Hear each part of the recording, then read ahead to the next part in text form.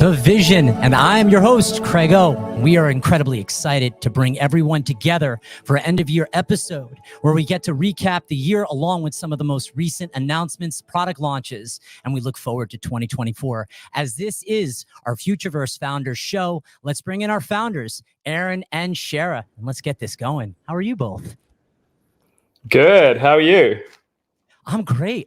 You know, I wonder in the course of a day for both of you, how you manage it all. And I just want to start there because we have a lot of great things to go over. So Shara, I'll start with you. Oh, Aaron, you go, my friend. No, you go, Shara. I'll think about that.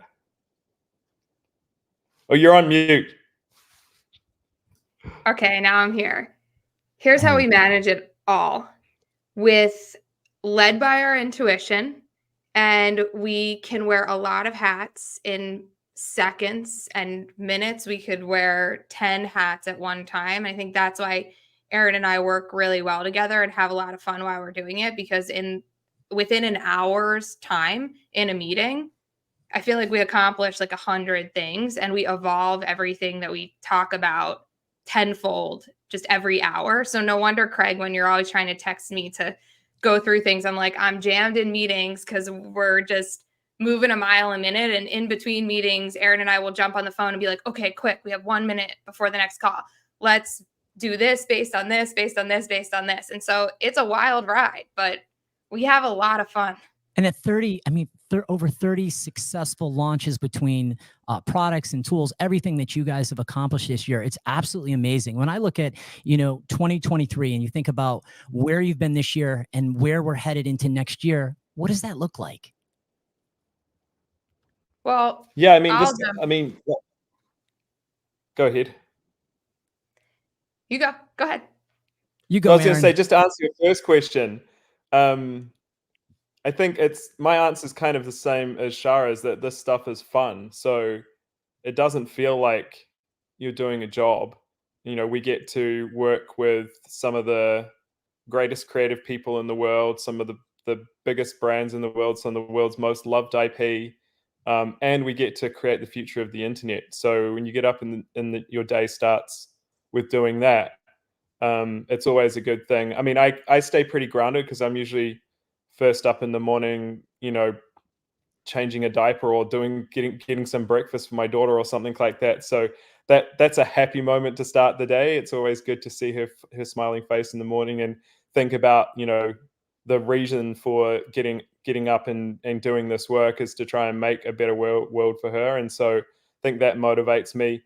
Working with great founders, who always have your back, who are always working as hard as you are, working with a great team who always executes.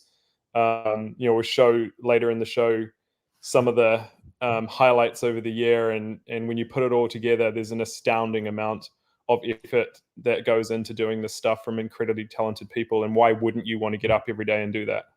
Exactly. And what I love about you both is you lead together. I mean, I think that's sort of how I would tie both of you in. And I also think about, you spoke of this morning, you wake up, you have this drive, you have this purpose, and a smiling face just lights up your day. With that, let's roll into that next clip if we can. I want to share that with everyone.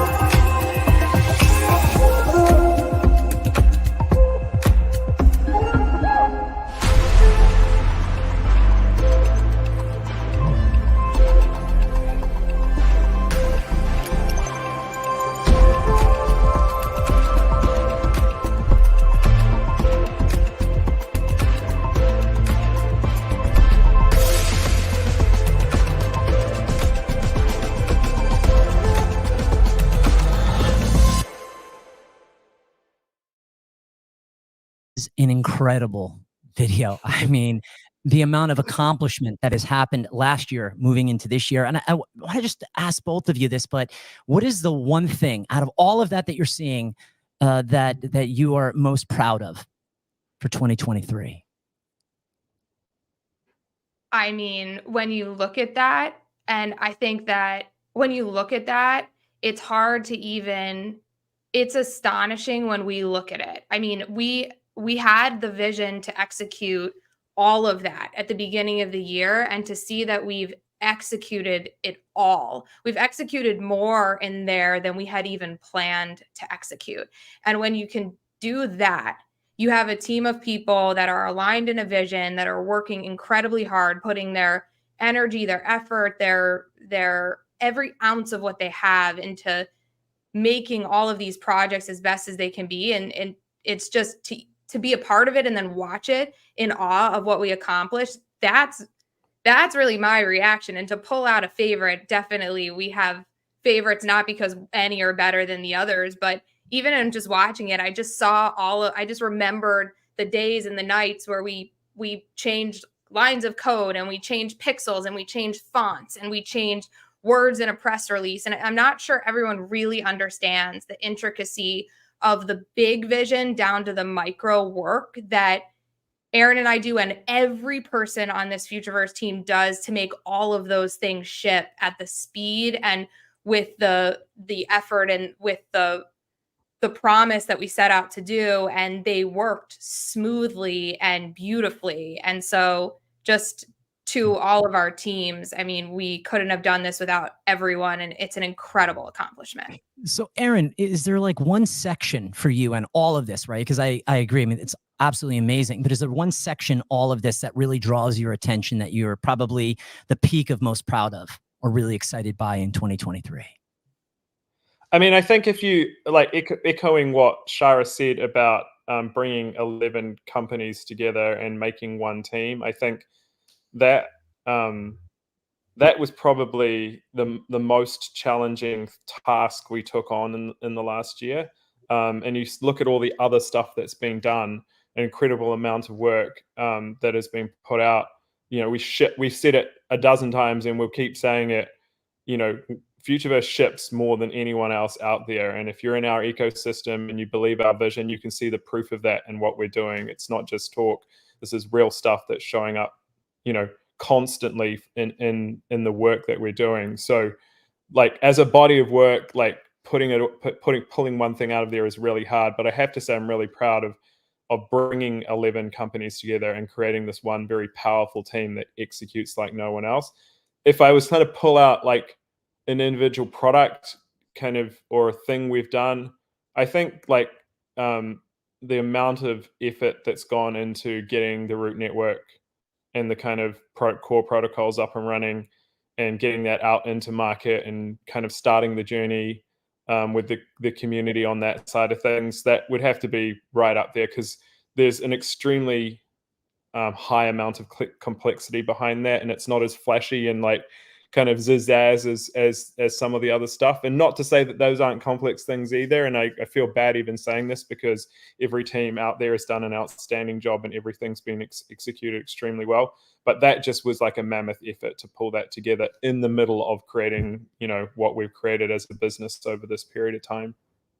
And by the way, I want to head to the next part, which I think was really important, is that this week was the launch of the Gods and Goblins beta release. And before we do that, Tony, if you can roll into that video for us, that would be great. For your own safety, you are reminded to stand aside.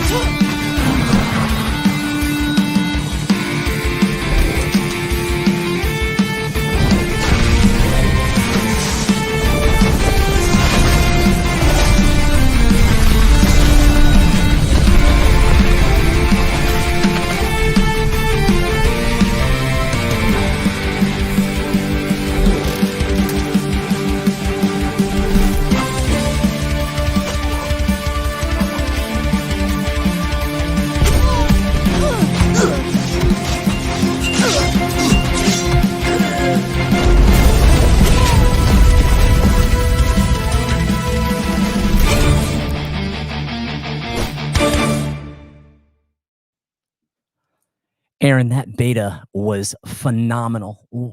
Give us a rundown of this game, and more importantly, I want to understand the tech that this showcases.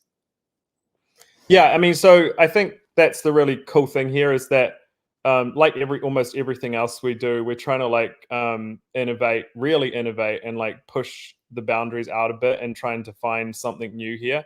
And so, when we kind of thought about building Grumble, there were a couple of things on our mind, and the two most important things were we in our research, and particularly the time I've spent up in China and Asia, streaming commerce is this enormous thing that is like taking over the world of how things are bought and sold and marketed. And the fastest growing commerce experiences in the world are streaming commerce experiences on these platforms like TikTok. And so we felt that there was a gap in the market to link that experience to Web3, and also to extend what the essence of that into the kind of metaverse and gaming environment. And I think Web3 has some really powerful differentiated bits that can enable us to create these experiences like Grumble, and do some really cool things that wouldn't be as easy to do in the non-Web3 world. And so the second thing was, how do you create funnels? Because if you look out there at the landscape, and particularly in Web3 gaming, there aren't very many things that have done very well at all. And in terms of daily active users, most of them are pretty shit. And so how do we kind of get an audience, a gaming audience or a non-Web3 audience, interested in things? And how do you take those first few steps in a really simple and non-confrontational way, in a way that doesn't require to have lots of knowledge about what's going on under the hood, and you can come across things and start to like step into an experience in a simple way. And so if you put those two things together, the future of where commerce is going, this very large growing streamer-led audience building and power of Web3 gaming and easy on-ramps, that's where we came to with Grumble, was to test the first iteration of a system where influencers and streamers can start to engage their audience, monetize their audience in collaboration with game developers, and their viewers can start to participate even a little bit in the activity of a game to get hooked on that thing, so that they can take the next steps. Okay, well, I've dropped a meteor now. That was fun. Okay, now I want to get a goblin. I go and do that next step, which is a more complicated step. So really, it's about kind of catching that wave of the next generation of commerce and providing these really simple onboarding ramps for users. We've got a whole host of new features, and we're taking feedback from people in the beta period, as we always do. We really appreciate our community getting behind these beta launches, because it allows us to iterate fast and get stuff out that might not be 100% perfect, but kind of test the core mechanics out before we scale them up. And in the pipeline for Stream to Play next year, there are more titles, more types of activities, funner ways to interact from the God mode point of view, better user experiences. And so and the ability for other developers to hook into our Stream to Play platform and system, and start to include those kinds of mechanics in their games and experiences too. I like the connection between the streamers and the players, and it evolving over time. And I'm really excited to see what is in store for 2024 as that happens between the streamer and the participant. Shara, Goblins as a brand appears to have upped its ante. What do you want to tell us about the glow up? So shouldn't everything always get better? That's my first reaction. My second reaction is the Goblins as, first off, a marquee property for us. And when you think about who they are as characters, they're rebellious and clever and fun and radical and fearless. And that is a representation of all of us, not only at Futureverse, but the community as a whole. Those are descriptors that I think we would all unite on, and we are all in 2023. So it felt like the Goblins brand needed to be of today. It needed to be fun and modern and here, because we're all here and we're coming together in a rebellious way to say some things on the internet have to change and we have to have more fun while we do it. And so there was a slight touch up to the brand look and feel, but the narrative is still the narrative and lore is still lore. And the things that we've talked about that will happen with all the components of the Goblins brand will absolutely still be there. I think sometimes people get lost in when things get refreshed or elevated, that maybe things are getting left behind. No, they're just getting better. And that's the way that we look at everything that we do. And to touch on that, just so everyone has an understanding, and I know this is a big, our community definitely knows more about this than people who are new to our ecosystem, but the brand strategy work that is being done by this team behind the scenes, the Gods and Goblins work, just as one example, but every brand within the ecosystem is this way. We have a 100-page deck of the strategy behind the brand revisions and work and creative, and everything has a thought down to the names and the colors and the fonts. And so there's a lot of thought and a lot of process going on behind the scenes that a lot of people don't see. They see it come out with an update, but there's true soul in everything we're doing, and Goblins will bring a lot of really cool stuff to come with it, not only in how it looks, but like Aaron just mentioned, the innovation that will premiere with that IP around big components of our technology and gaming as a whole as we evolve in the next couple of years. And that's truly exciting. Yeah, I think that, just to add to that, the kind of refresh to kind of bring Goblins into today, I think was an important thing for the brand partnerships and studios and stuff that we're talking to out there. Because when we go and do, these deals with brand partners around the world, their brands are modern too, and they exist in today's world. And so if you're going to do those kind of partnerships, or you're going to, work with the studios on, creating stuff around that IP, you want people to be able to identify with that, with the brands as they are today. And the new Goblins look allows us to have those conversations in a much tighter way. And when we show this new look to our partners and in those discussions with brands and stuff, the reaction is instantaneous. This is like world-class IP, and we can see how this can be, leveraged and interacted with the stuff that we're building. I absolutely love it. And, you both talked at length about Futureverse's vision to build the foundation of the open metaverse.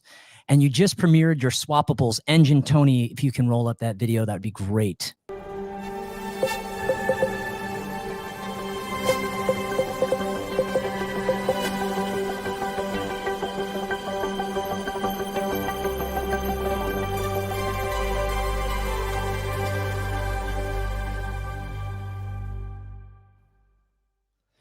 So Aaron, give me an overview of Swappables and the importance, and maybe just a bigger picture of Swappables and what it means in general to the metaverse.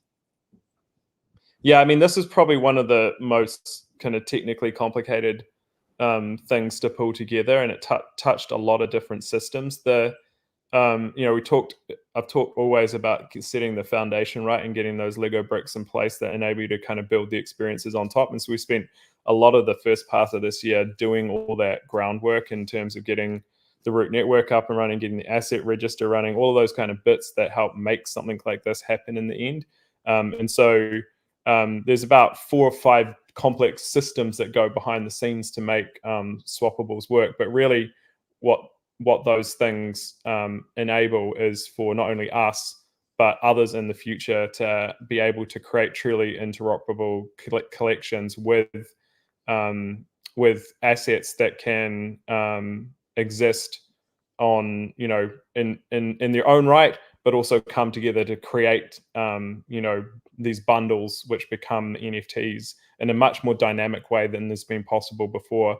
I mean, we started the trend with dynamic NFTs back in the day, 3D NFTs back in the day with Fluff World. And this is like the next expression of that capability to add a huge amount of new dynamism to that process, and opening the door for lots of other experiences to build on top of that for the party bears themselves, but also for, you know, other collections. There are kind of two things we're working on now. So Swappables is kind of phase one, which has been solving for collections like party bears, where the body shapes and sizes and the models are fairly static. Like pretty much every avatar system out there is like that anyway. We've been pushing the boundary on avatar systems with Dot to create more realistic collections that reflect humanity as a whole and have like a variety of shapes and sizes and ethnicities and all those kinds of things. And so phase two will see us adapting that technology, that underlying technology, to be compatible with that really dynamic range of avatars. And it's not just for avatars. So the same system that applies for the party bears can apply to things like the Atom Car Club and other kind of machines, Seekers, for example, you know, that kind of stuff. So really important building block for creating, you know, that additional layer of gameplay and brand interaction with collections in the metaverse, done in a way that is true to Web3 principles. Swappables is a very big part of the ecosystem and a valuable tool. And so, Shara, you know, I want to throw over to you real quick. Why is Swappables culturally important?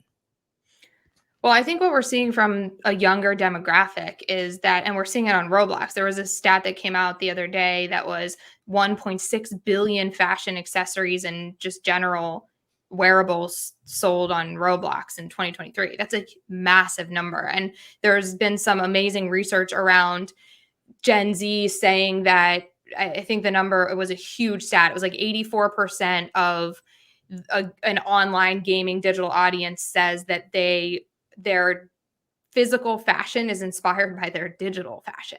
So we know we're headed to a place where the way you swap the things that you wear is going to be as important or more important in the digital world than it is in the physical world. And so we know that Swappables is a key piece of the puzzle, and it was obviously delivered as a big part of our roadmap, and was delivered beautifully in its initial phase, and has so many more pieces to come of how it will come to life and where we'll go with wearables. And obviously there's some things that we'll touch on later in the show and that we've talked about in the last couple of weeks that will show how wearables will start working with brands and what will come from just the ability to change the way your avatar looks.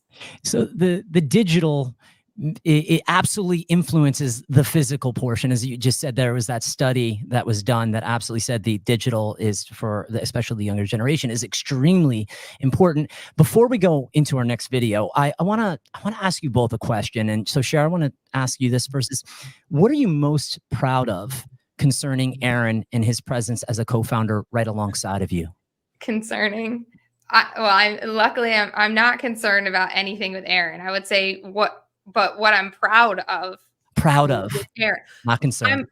I'm Aaron is, and I know a lot of people know this, but I can move the curtain back a little bit and tell everyone about Aaron in a way that Aaron is a visionary, and what he sets out to do, he does. But he does it with moral character and a heart that is exceptionally rare to find. And that is what makes some of the best visionaries in the world, not only people that accomplish great things, but are people that people want to continue working and building with, and attracts great people. And the conversations that Aaron and I get to have, and I know he talked about people that we're working with, we have such collaborative, deep conversations where everyone leaves the room learning more than they knew when they came. And that's something that Aaron leaves everyone with. And I think when you're trying to accomplish something as ambitious as what we're trying to accomplish and what we set out to accomplish, most people, the path, just, you end up off the path. You have to like dramatically pivot because what you set out to do either wasn't achievable. But what Aaron's been able to lead us to do is stay with a vision, stick to a vision relentlessly, and trust your intuition. And I know that we have a lot of magic metaphors that we use, but what at least I know that I love about working with Aaron is we're both incredibly intuitive, and we follow our intuition. We know that if we have a vision and we want it to be accomplished, all we have to do is never let go of it and continue to drive toward every little piece, even if we have to pivot here and there. And we do it. Aaron's one of the best I've ever worked with, where we go with something, we get on the phone, we're like, okay, we thought it was going to go that way. It's not looking like it would. What if we change it to this? What if we do this? And then we talk it through and we commit to roll, and it comes to be because we have such conviction in what we do together. And I haven't necessarily had another co-founder in my career, and I've worked with some amazing people that has had just the intuition and conviction that Aaron sticks to, and that has allowed us to execute everything we have. So all things proud of Aaron from me. Aaron, what are you most proud of? I'm not crying, you're crying. By your friend and co-founder, business partner, Shara Senderoff. How about that? Yeah, I mean, I'm searching in all of those wonderful things that Shara said about me, and I think tenacity has to come right at the top. Like Shara, once she gets something between her teeth, she does not let it go. And I think back to even just like the last few weeks when we've been, I don't want to say too much at this point, but we've been kind of going through the approvals process for some PR and stuff like that, and dealing with like a whole range of personalities and different, organizations, and the amount of work that went in behind the scenes to kind of bring that all together, that no one ever sees and no one ever kind of will know, except for the people who are right by her side and kind of on that journey. And the ability just to stay extremely positive through all of that, when even I am an optimistic person, but sometimes I'll be like, oh, is this really going to happen? And then Shara's like, just manifest it into existence through pure, force of will. And I think that is probably the thing that stands out for me. She just deeply cares about what she's doing, and if it's in her mind, it's going to happen. Attention to details is just from my end for her, and so proud to be here. And let's roll into our next video. That's a plus and a minus. Sometimes it's extremely frustrating as a guy that likes to get shit, I'm probably at the opposite end of that spectrum. I'm sure my wife would say the same thing, but as a combination, it's very powerful, because those two forces of attention to detail and like, let's make shit happen, they combine very powerfully to produce excellent things, and consistently kind of getting things going and pushing the bar out. Reaching to become better and better every single day. Tony, I do want to go into that next video for us, and this is gonna be a really exciting one. Let's do it.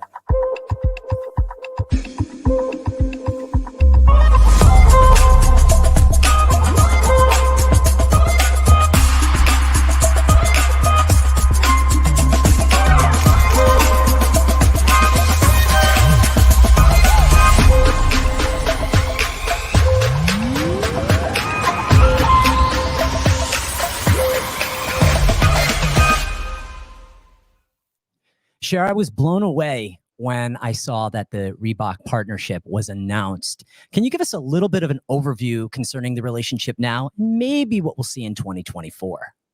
Yeah, I mean, we're hand in hand with Reebok. It's an incredible brand. We're incredibly honored to be working with them. We're incredibly deep in our relationships with them from every department. You name it, we're in it, from e-commerce to sports to apparel to shoes to archives to ABG. We are in there holding hands with them, coming up with some really cool stuff, looking deep at their innovation. They've looked deep at ours, and it's a wide-ranging partnership that will come with a lot of touch points, and we will work together and are working together. I mean, we've been working with Reebok, obviously that was just announced, but we've been working for a very long time with them, and the strategy and the plans are really intricate, and we're going to touch everything from physical to digital to you name it, wearable, swappables. It will all come. And I think what's really interesting about what we did with Reebok, and when we set out to discuss that brand and started talking with them, it was a brand that Aaron and I both quickly were like, we love the pump. Like this was a shoe we grew up wearing, and it also is a device and a mechanic in a shoe that the pump mechanic was something that we felt like hadn't yet been used to its potential. It's something that in real life has a ceiling of where it can go. But when you pump something,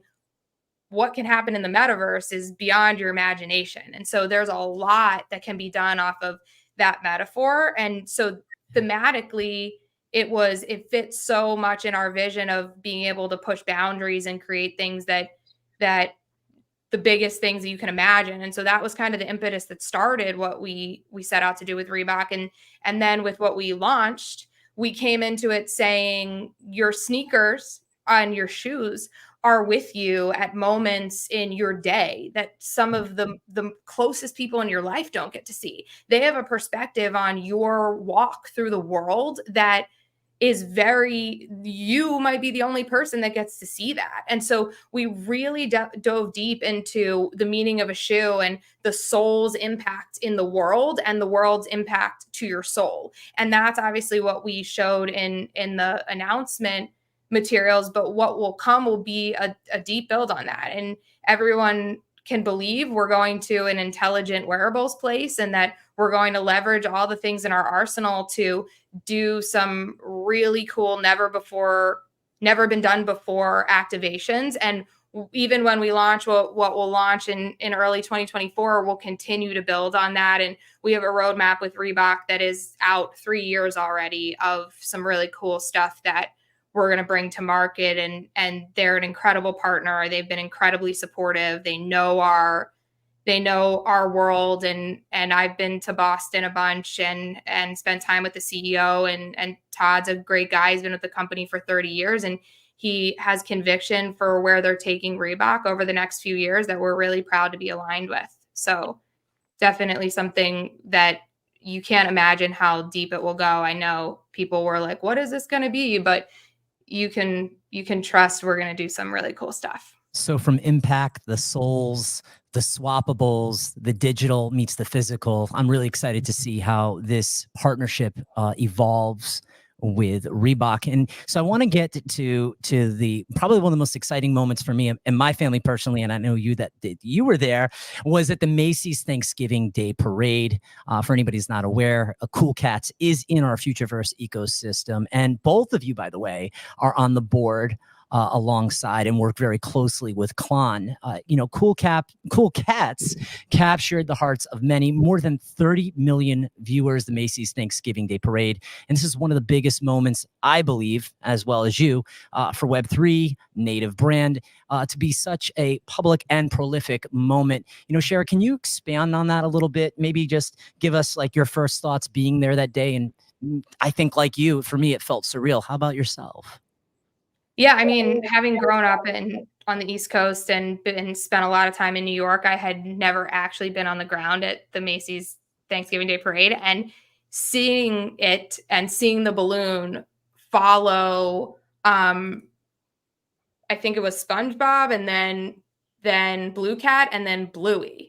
It was that moment where we knew that what we've all talked about of being able to build IP in this space and catapult it to the mainstream, that was an example of what could happen when you build a brand the right way. And so it was amazing. And the team did an amazing job. And I was there with Klon and he did an amazing job. And Aaron and I are huge believers in Klon and love the Cool Cats brand. And we have a lot to come with them that we're really excited about. So it was very cool to see in person. Alongside the parade was also that Cool Cats premiered an animated short series that you produced along with Titmouse. And let's have a look at that episode, and then we can talk a little bit more. So please cue up the next episode for us. Hello? Order for Joe! Oh, wow. This is impassioned. Where are all the customers? It's prime Java time. Guys, I think the soda slurp is taking all our customers. Who drinks soda in the morning? Animals. We gotta get the word out. Let's shoot a commercial! Yeah! All right. I've got the coffee bug, sugar fill my mug, the sha-na-na-na-na milk jug. Me when I want sugary jingles, they want facts. Here at The Chug, we've got state-of-the-art portafilters, barrel-aged beans brewed by coffee maestro Mr. Chug. Come to the Milk Chug, where you get a free shirt. Where did you get that material? In a big old green box out back. You mean the dumpster? Nah, come on,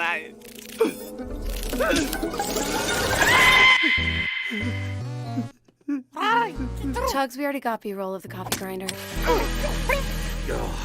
Wait, Chugs, that's it! A gimmick grinder! And with all of our ideas inside, the machine works its magic. Wait, what? Oh, sod it. Huh? Oh, Blue Cat, did you draw this? Yeah, I do it for all my friends. Oh. Come down to the Milk Chug, where coffee Is a work of art.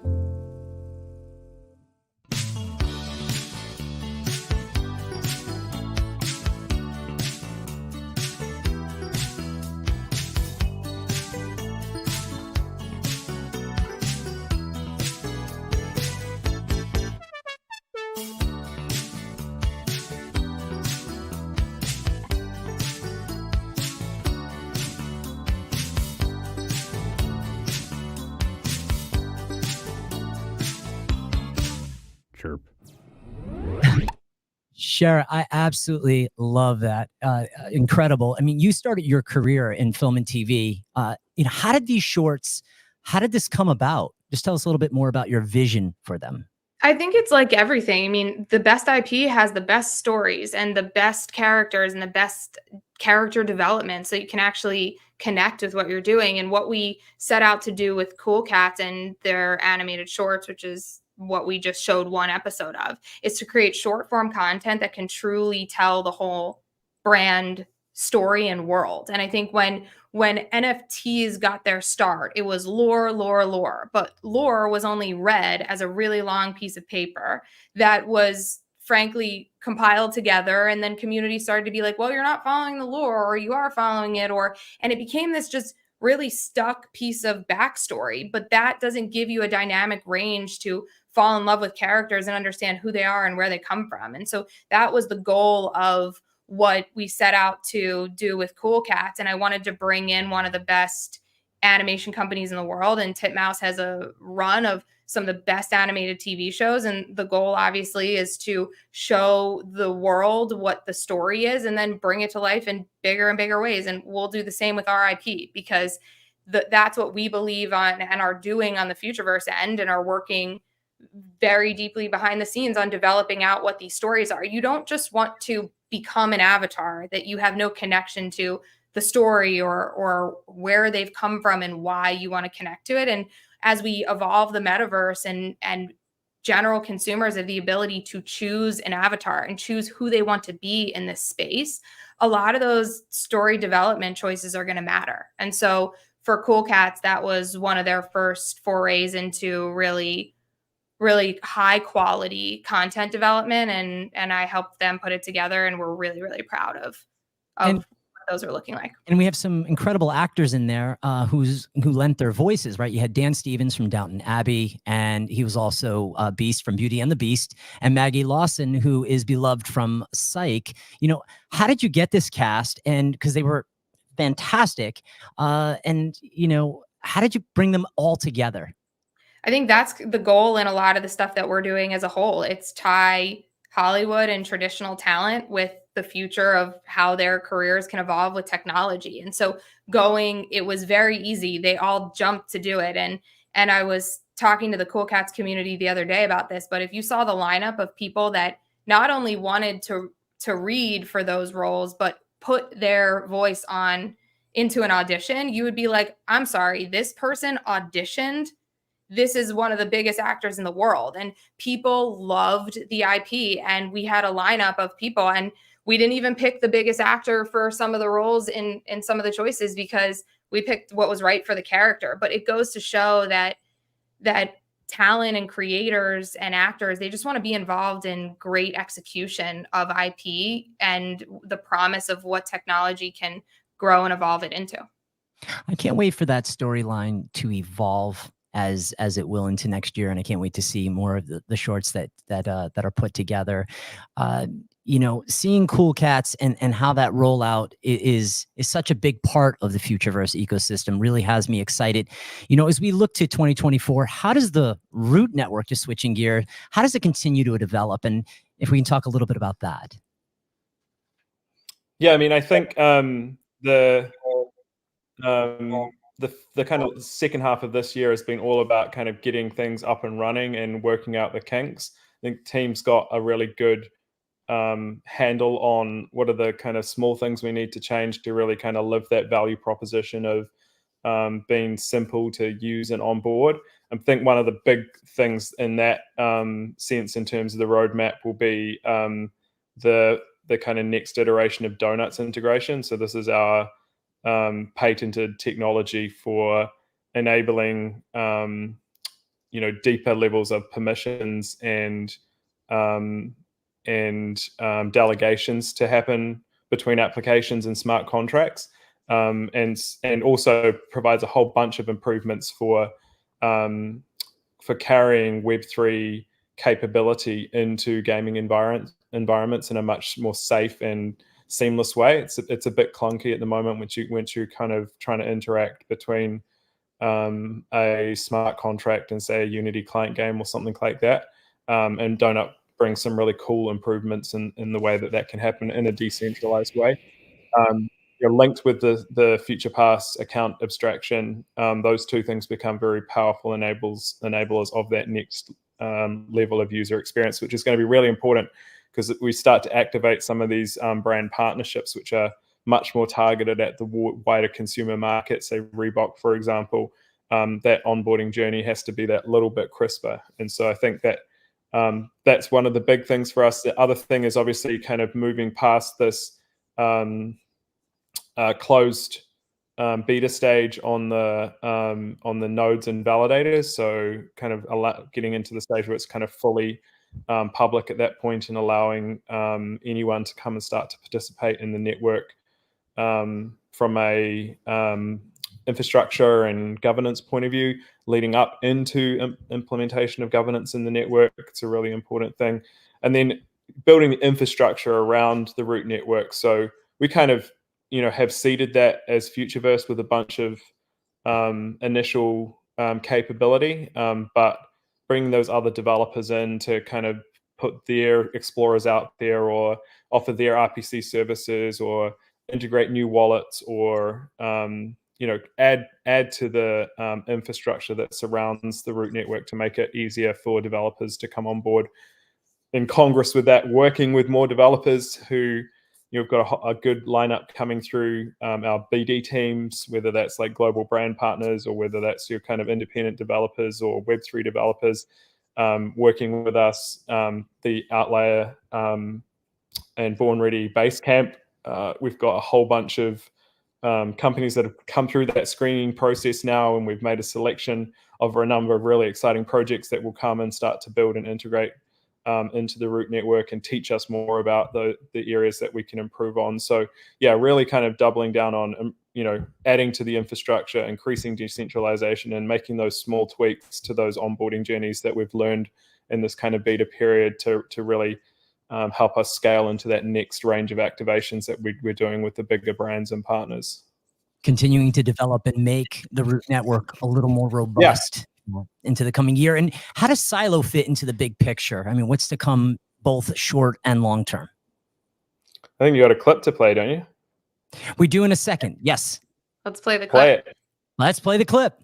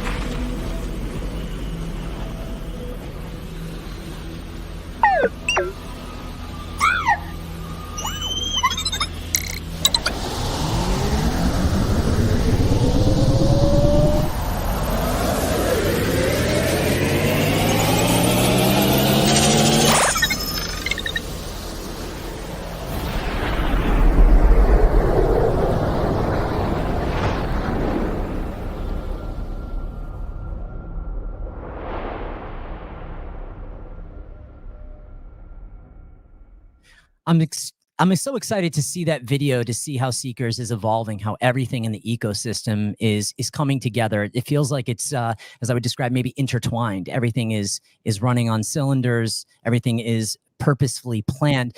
But I want to switch gears a little bit with you guys, and I want to know, what are you personally proud of in what you've accomplished this year for yourself? Wait, we gotta go back to Sylo. I'm going to answer the Sylo question because I think the community's hanging out for that.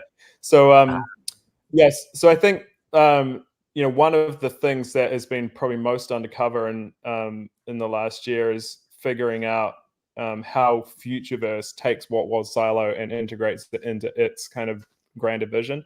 And when Sylo first started, there was the kind of vision for communications and connecting people across the open metaverse. And what we've done is looked at under the hood and said, okay, well, what's the essence of that technology and how else can it be used so that we can kind of get the best leverage on what we're building, and also make sure that we kind of focus our efforts and bets around a few small things. And so we've spent the last 6 months coming up with what Sylo is evolving into, and secretly, while we've been on this stream, we've actually updated the Sylo website. So if you're out there listening now, go check it out. It's going to go into a lot of detail about what the new Sylo is, how we're evolving the roadmap, and what role it plays in the overall open metaverse stack.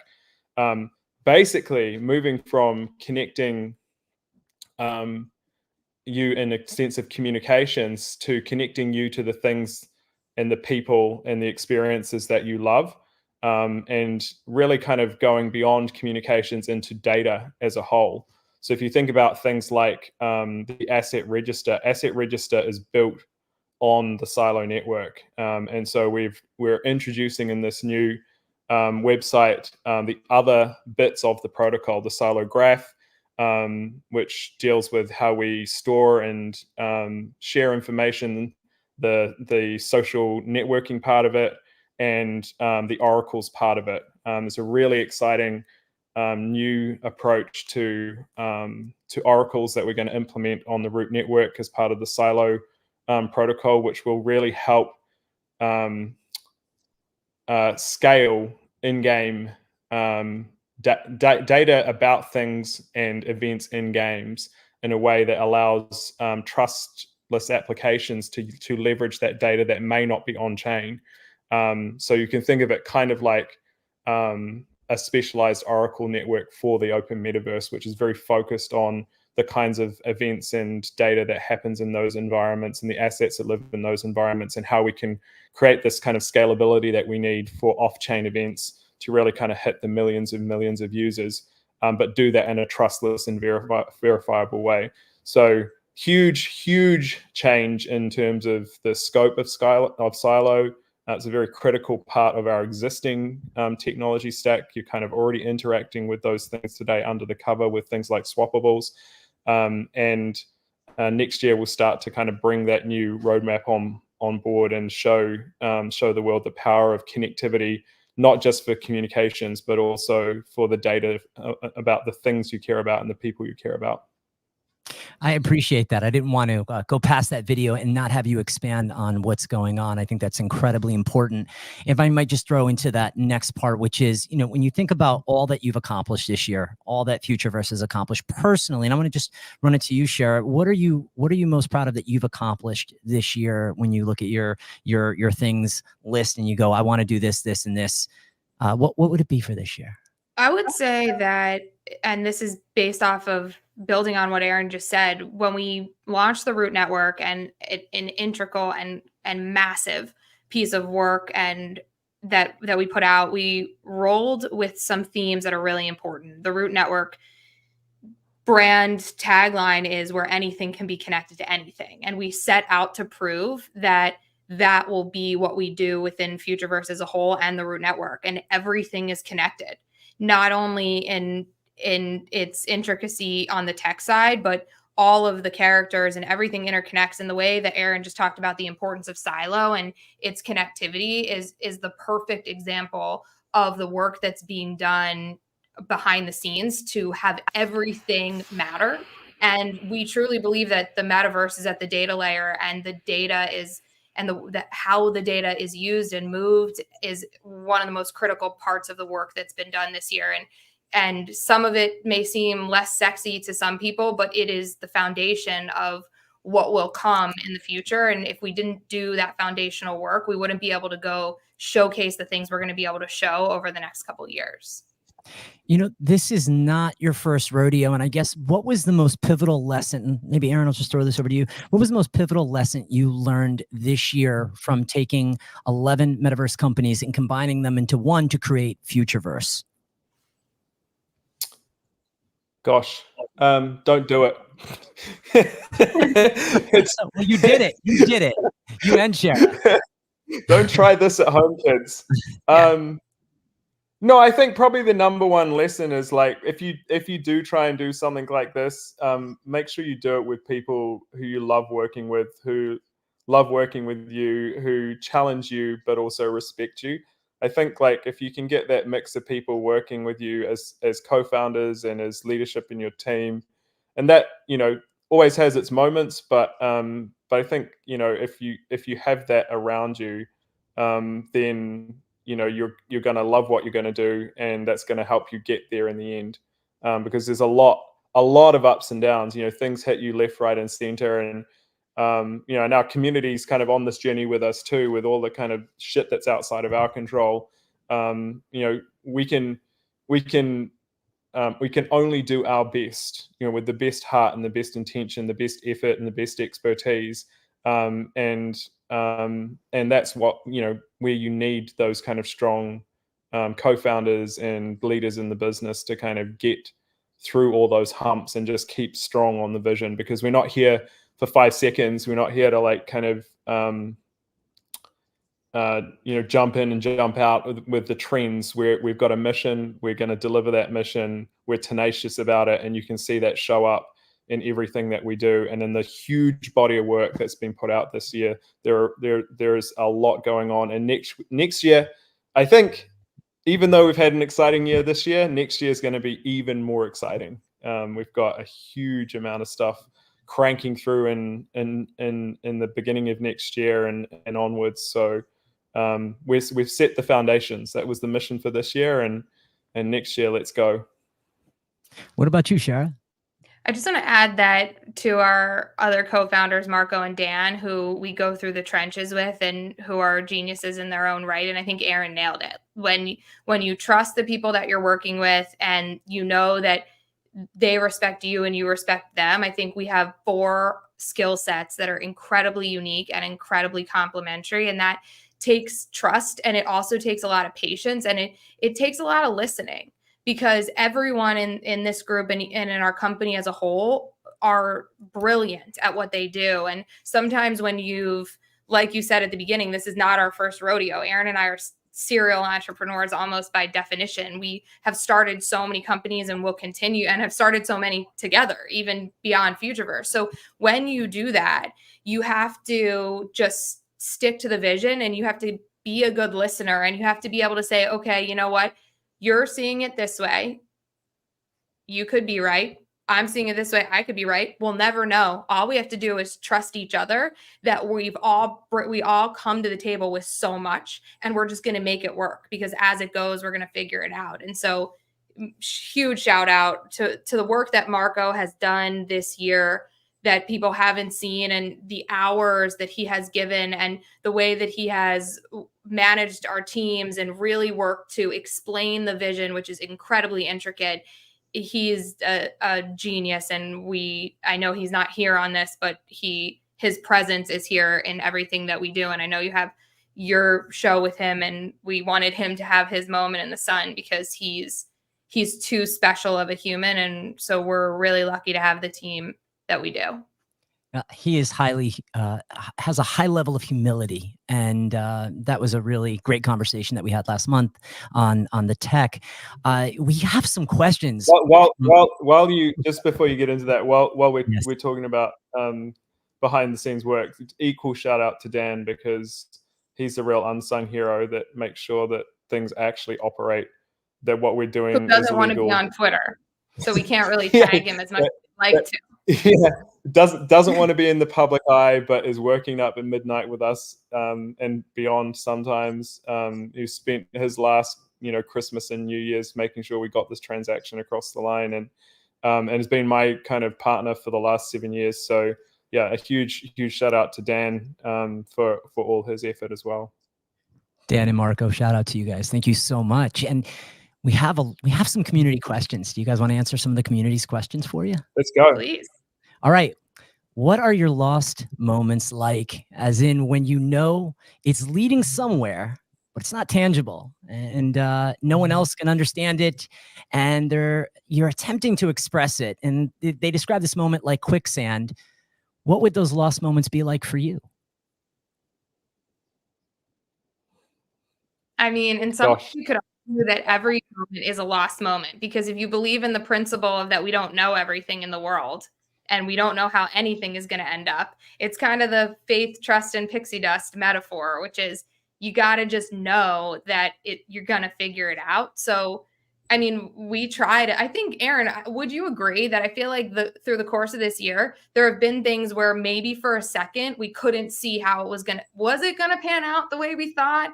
And we had this path of it, but then it either turned out to become better than we imagined by way of just letting it maybe breathe for a second. So we weren't really lost. We had to get comfortable in discomfort for a hot minute and be like, it's going to work out.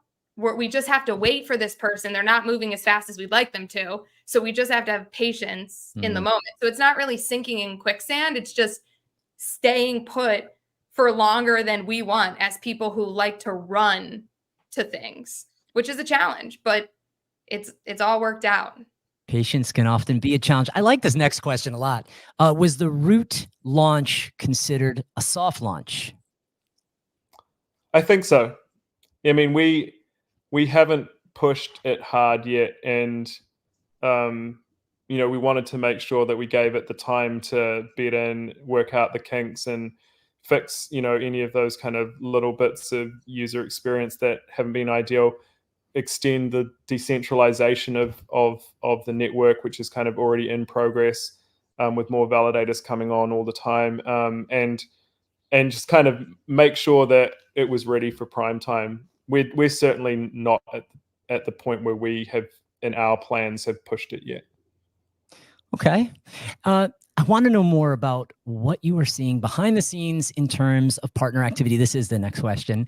Are they buying in, and is interest building, such as CAA results in their artists seeing the potential and the network? Will it live or die with content? So I want to understand if third-party content understands the potential, and are they coming in for it? Well, if 2024 will prove anything, it will show how many big brands and people and IP want to be in the metaverse. So this narrative of the metaverse being dead and brands not being sure and we don't know where everything's going to go is not happening behind the scenes. And CAA, I'm glad you touched on that, because I'm not sure if we've touched on it yet. So CAA is a powerhouse of a partner team for us. We're incredibly close with them, and the work that we're doing, the world doesn't even know half the work they're doing to innovate in the space and the ideas that they're thinking about in relation to how to evolve their talent and the opportunities for their talent and the revenue streams for their talent. We've been talking and working with them for the last couple years. And so this has been a very close relationship. I grew up in that building. It's a figurehead in Hollywood, and our team is amazing. They get us. They go into the weeds of all of our products and set us up in really interesting conversations with different partners, and we set them up with different partners. It's not the standard relationship, because we're not really the standard type of people to work with. So it's a two-way street, and that's why it's unlike someone signing with CAA just as like they represent us. This is truly a partnership in what the future of entertainment can become, and the ideas that we're working on with them and their talent, and is really exciting. So the answer to that is a yes, yes, and yes. Brands are raising their hands in ways that I don't think I don't think people will have any idea what's coming in the next few years because everyone wants to jump in. Building and Yeah, I making mean, we're Yeah. putting it short. Like we are kind of tempering the demand based on our capacity, not on the willingness for brands to want to interact with us. So we're lucky enough to be in a position to be picky about who we interact with and make sure that those are really meaningful things that that will make an impact to our vision of the open metaverse. And so definitely not seeing a back off, and if anything, probably with the hype that's gone out of NFTs, brands are feeling safer about coming in and experimenting with new digital experiences for their users in this next version of content on Web3. You know, it's actually the opposite of what you'd imagine. And another question from the community, and Aaron, this is a really important one. How did you become an Eagles fan, and was it influenced by Shara? Yeah, I mean, this is a story that's been told. It's not just Eagles. I'm repping the Phillies today as well. So it was initially a mandatory part of my co-founder relationship. That with he Shara. said was mandatory because I never said that. You don't have So to. he decided it was like if you're the not right thing if to you're not do. a Philadelphia teams fan, that we're not going to get on. So I guess that was the decision. But really, actually, Now the speaking whole of team which- is like, Dan is way more into Yeah. the sports stuff than I am, and he like follows NFL like nobody's business. And he's like, in our founders weekly meeting, the first 5 minutes is like what's happening with the Eagles, basically. But you know what, Yeah. though, that speaks to the power of your relationship, because you build bonds, camaraderie, something Yeah. that's genuine, well beyond what you're developing. So I love to hear that the first 5 minutes of serious meetings all come down to what's going on in the field. That's fantastic. We're trying to recruit Marco now. Okay. All right. Can you both touch upon the vision for, and I love this one, for ASM for 2024? Yeah. I mean, I think this is one of the ones where we had to put a little bit of a pause on, just kind of like Sylo, in order to get all the ducks lined up. You can't, for example, launch the new Sylo without having like the infrastructure of the root network and the asset register and all the graph and all that kind of stuff under the hood. And so really kind of same thing applies to ASM. We wanted to make sure the next step with ASM was grounded in utility. And so the thing that kind of has been setting us up for that is getting these games and experiences out into market and having those as proof points for why this stuff is cool, so that we can kind of take people on the journey around ASM. So I think, like, you know, very early in the new year, you'll start to see more of those experiences come out and help us to relaunch, if you will, ASM, and show how things like the genomes and the ASM protocol and the AI services we've built around that can interact with these games and experiences. Because without having that kind of grounding in place, there wasn't a really, you know, you wouldn't get the same kind of response to the effort you put into doing the marketing side of things, because people want to see what's possible. And I think we've filed 11 or so patents this year on the AI side of things. There's some very cool stuff that brands absolutely love that is completely novel and new in this space.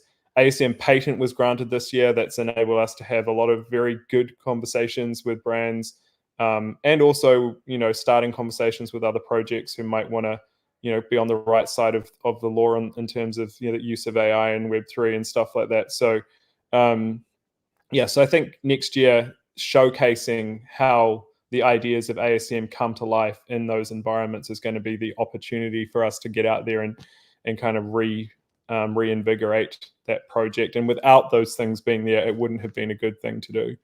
Like we always said, I know it's like kind of, those of you who have been on the journey, you've heard this time and time again, but I hope you can see now that, like, taking these steps, doing things methodically doing them in the right order and building those foundations up and those layers up over time is the right way to go about building a long-term vision. And speaking of lore, this is the last question from the community, and this one is for you, Shara. Where do you get your nail art done? The community wants to know. The community wants to bring up the nail topic, which is an interesting choice because maybe it's better to not be talked about. So I don't, what I'll say about, I guess what I'll say about the nail art is everything, and Aaron has said this from the very beginning, we like to make everything a metagame. So the community is responsible for turning my nail art into a metagame. And so it's game on now. So the answer is I have the best nail artist. She comes to my house and we work on that art pretty deeply. So we don't worry. We have plans for 2024 and maybe before. Absolutely. And so I'm going to take the end question, the last question. It's all mine. So with how big 2023 was, what can we expect in 2024? Bazookas. I mean, I think we've had a lot of them this year, but I think next year is going to kind of up the ante quite a bit. And yeah, Aaron, I kind say of less. Just say yeah, less. no, I would say Give me the smile. I need the just smile. been like, no, I just want to say, like, okay, we have he's excited, Shara. We got to let him run. Really spent the year building all of the things that help us take things to the next level. Those 30 or so product and experience launches all lay the groundwork for what's to come next, whatever that is. And you will have to find out.